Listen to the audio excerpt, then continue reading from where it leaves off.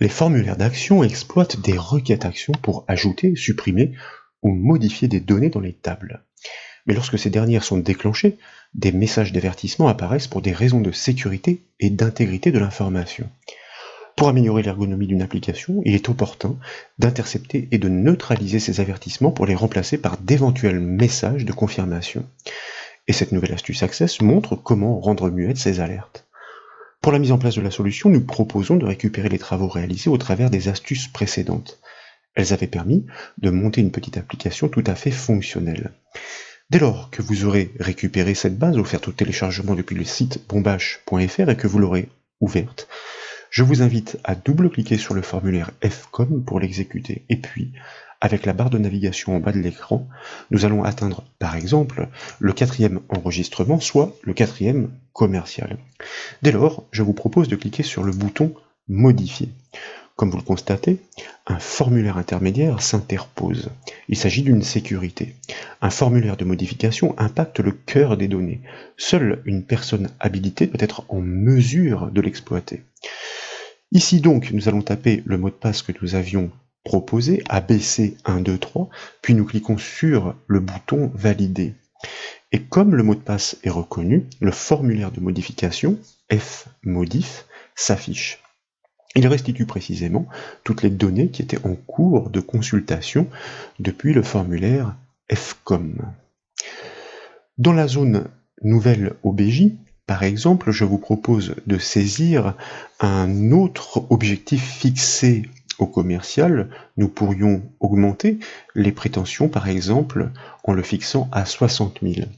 Et dès lors, donc, nous allons cliquer sur le bouton Valider pour mettre à jour les données. Une première alerte surgit, elle indique qu'une requête mise à jour est sur le point d'être exécutée pour influer sur les données de la table commerciaux. Nous cliquons donc sur le bouton Oui pour la valider. Et comme vous pouvez le voir, une seconde alerte interfère. Elle confirme qu'un enregistrement va être actualisé. Plus précisément, il s'agit du champ comme OBJ sur lequel nous avons modifié la donnée pour le commercial en cours, afin d'ajuster la valeur à celle qui vient d'être inscrite. Il ne reste plus qu'à cliquer sur le bouton Oui, donc une seconde fois, pour procéder. Et vous constatez effectivement que les informations semblent avoir été mises à jour. Pour empêcher donc ces alertes répétitives de se prononcer, nous devons intervenir sur les actions de la macro associée au bouton Valider de ce formulaire fmodif. Je vous propose, pour procéder, de fermer ces deux formulaires tout d'abord, et puis dans le volet de navigation, nous allons cliquer avec le bouton droit de la souris sur le formulaire fmodif, et dans le menu contextuel, nous allons choisir le mode création. Et sur le formulaire en conception, je vous invite désormais à cliquer sur le bouton Valider pour le sélectionner.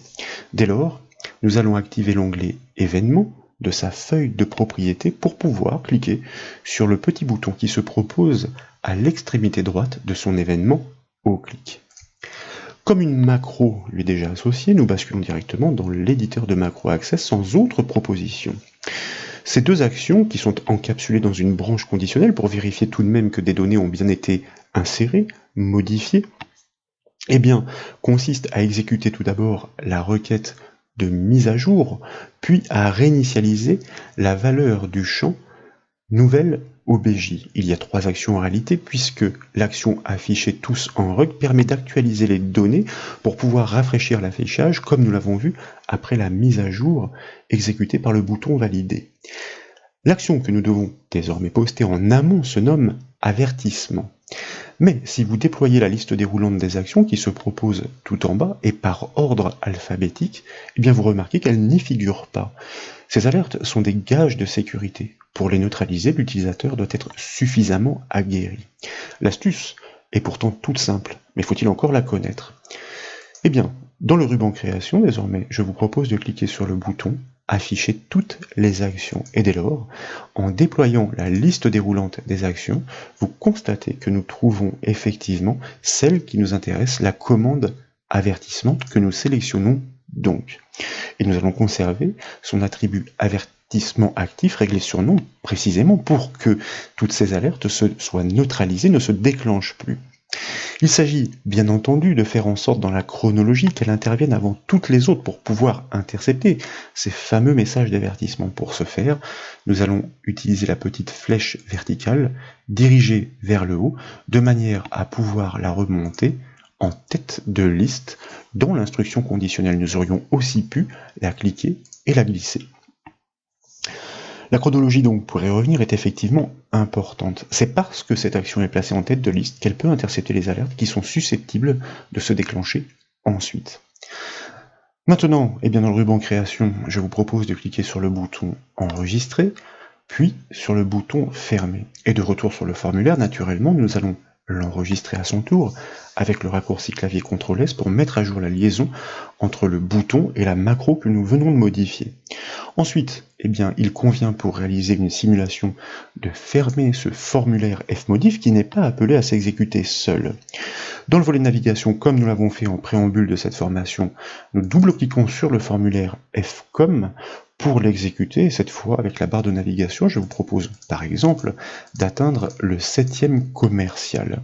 Dès lors, nous pouvons cliquer sur le bouton modifier et dans le formulaire qui suit, comme nous l'avons fait tout à l'heure, nous saisissons le mot de passe ABC123 que nous validons avec le bouton valider.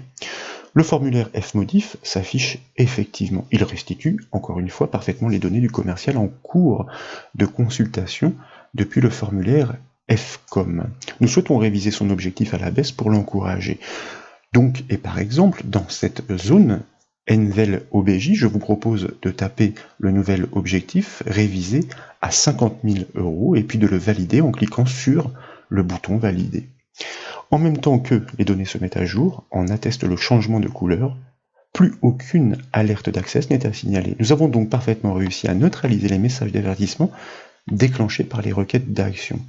Et si vous basculez sur le formulaire fcom, que vous avancez d'un enregistrement et que vous revenez en arrière si d'aventure les informations n'étaient pas actualisées, vous constatez de même que cette actualisation des données, malgré l'absence des alertes générées habituellement par Access, s'est parfaitement déroulée.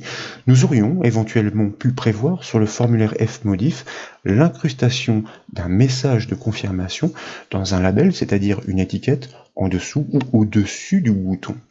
Quoi qu'il en soit, j'espère que cette astuce pour neutraliser ces alertes et avertissements vous a plu. Si c'est le cas, comme toujours, je compte sur vous pour mettre un petit j'aime à la vidéo et comme vous le savez, vous pouvez retrouver toutes les formations et astuces sur le site bombache.fr. Je vous remercie.